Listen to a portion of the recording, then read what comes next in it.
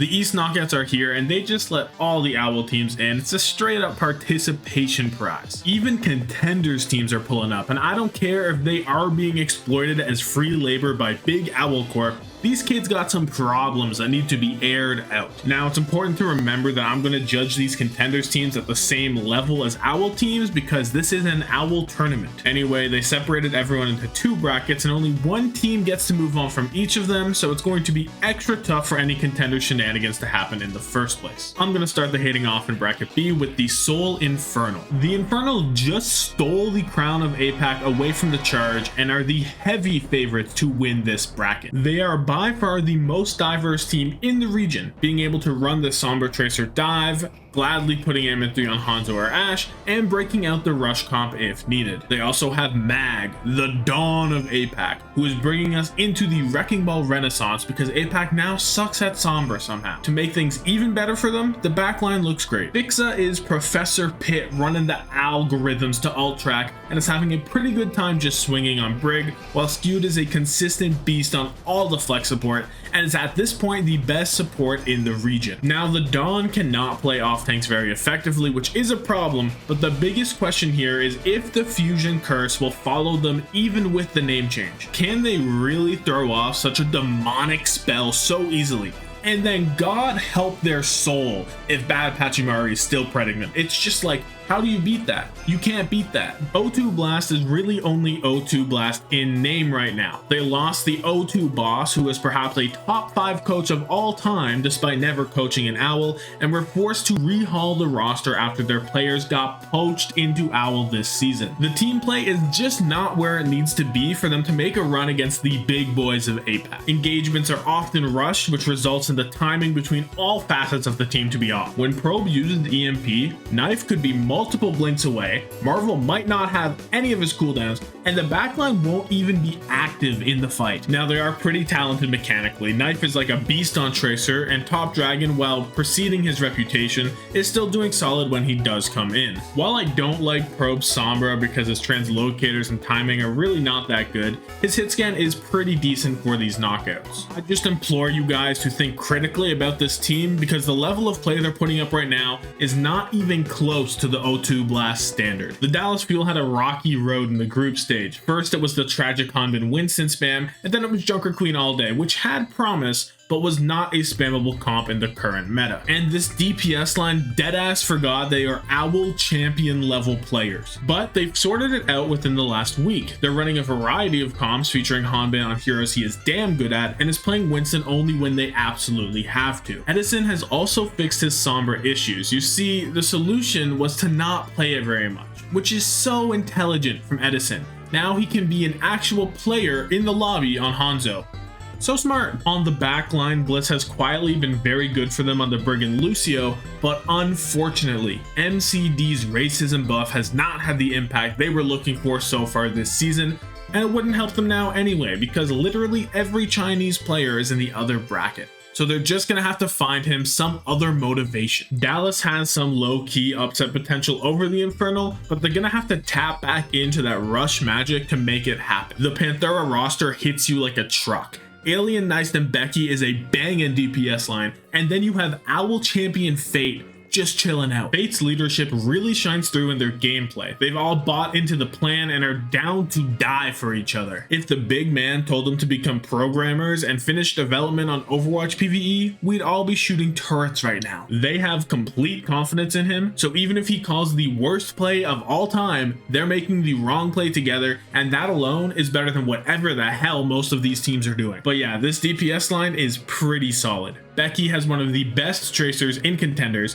and Knights has flexibility on specifically Echo, Hangzhou, and Sombra. Then you have Alien just to tap in on the hard hit scan maps, and even though he's not the force he was in Sojourn, he's still quite good. Panthera definitely have some good stuff going on, but this backline is not anything to jump for joy for, and we've seen Becky put on the troll face more than his fair share of times last year. I just don't know if confidently making bad decisions is gonna be enough to compete with the big guys. The Shanghai Dragons are in critical danger of losing to a contenders team. Even though Viper has been surprisingly good at Tracer, and Hisu can stop teams in their tracks when he escapes Sombra jail, They are trying to carry the tungsten cube that is Fletank. I have never seen anyone as hopeless as him participate in an Overwatch League match, and we just watched Western contenders teams in the Pro-Am. Fleta is somehow doing absolutely nothing, but also inting in at the same time. The backline has also been pretty invisible, but I mean, again, how can you blame them in a 4v5? Honestly, I admire Fleta for somehow managing to convince Moon to get on this team. My best theory right now is that Fleta has some really heavy dirt on Moon. Like, somehow he knows exactly what atrocities Moon committed on March 17th, 1999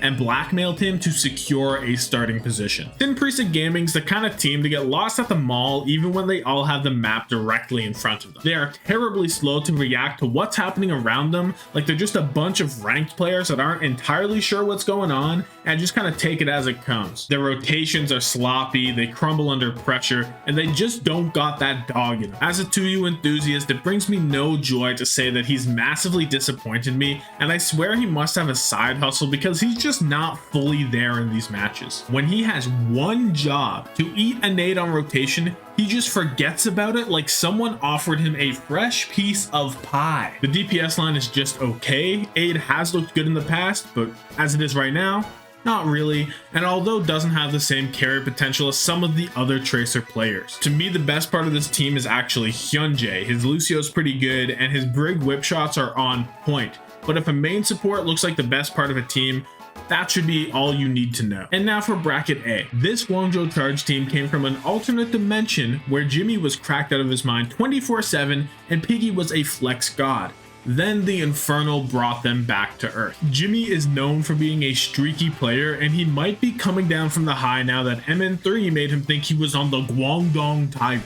And while Piggy is a solid Winston, he doesn't quite have the same oomph as Guangzhou or Mag. However, even with these potential problems, they are still far and beyond the favorite to make it out of their bracket, and for good reason. The backline is great, and Choi-Se-Wan is a literal god. I swear to God, even with the Charge winning games, people are still overlooking Choi-Se-Wan because Jimmy fucks or Piggy MTD, but Choi has been decimating everyone in his path, even against the Infernal.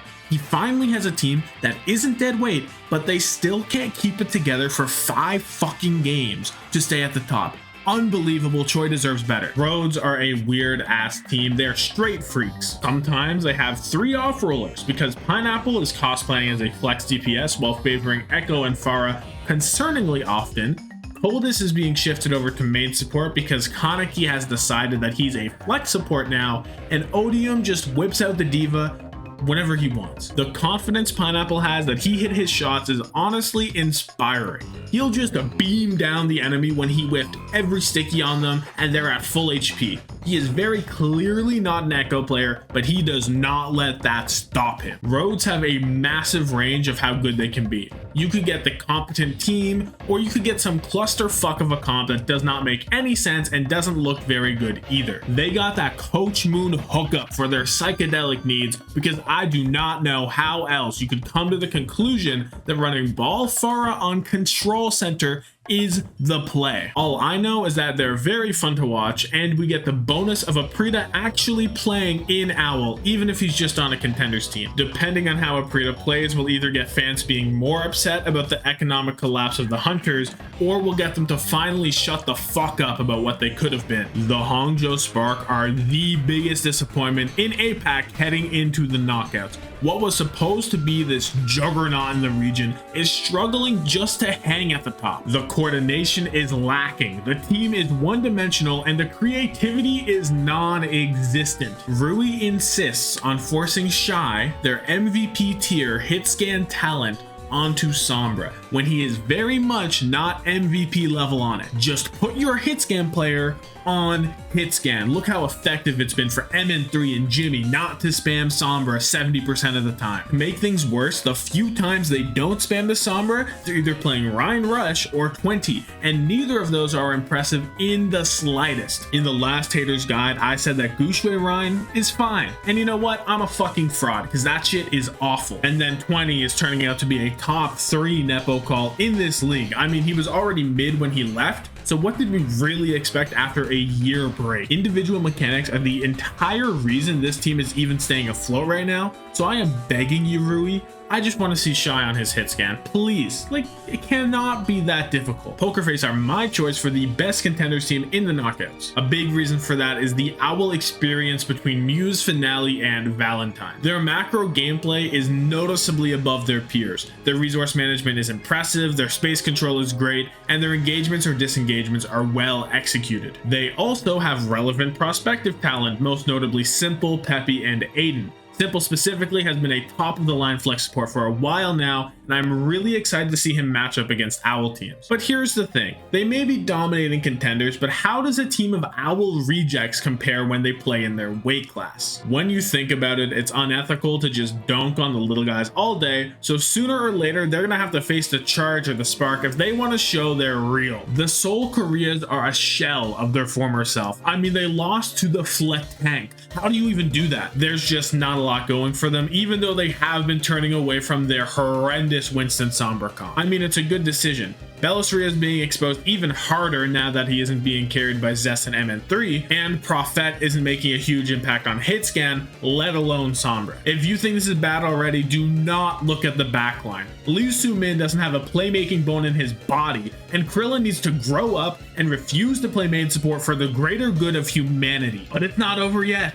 Prophet is out of commission for the knockouts and is being replaced by Seonjin, who is very good in his own right, but replacing Prophet on no scrim time is impossible for an Owl player, let alone a Contenders player. The Dynasty were already high risk of losing to a Contenders team, but now they are probably severe underdogs in some of those matchups. And the last team here is Dreamers, and I'm going to be blunt, guys, they're not good. The first thing I want to say is that Missin lives up to his name. Next, Dreamer is a great guy, but when it comes to who I actually want as my main tank jumping towards victory, it just isn't him. And I swear to God, if we see him on support in this bracket, I'm gonna turn off my monitor. I understand Donghun is a complete Lucio one trick, but I promise you, Dreamer on Brig is not the solution you seek. Just keep Donghun on Lucio as much as you can because he's quite good at it. This entire team is just Spectra and Easyhan doing absolutely everything they can to win fights. I swear, these guys just make things happen out of thin air. Also, the Easyhan Sombra is shockingly good. For some reason, I just didn't think he had it on him like that. I don't know. With all that being said, thank you so much for watching. Make sure to comment your thoughts down below, and if you like this video, be sure to subscribe for more Overwatch League content.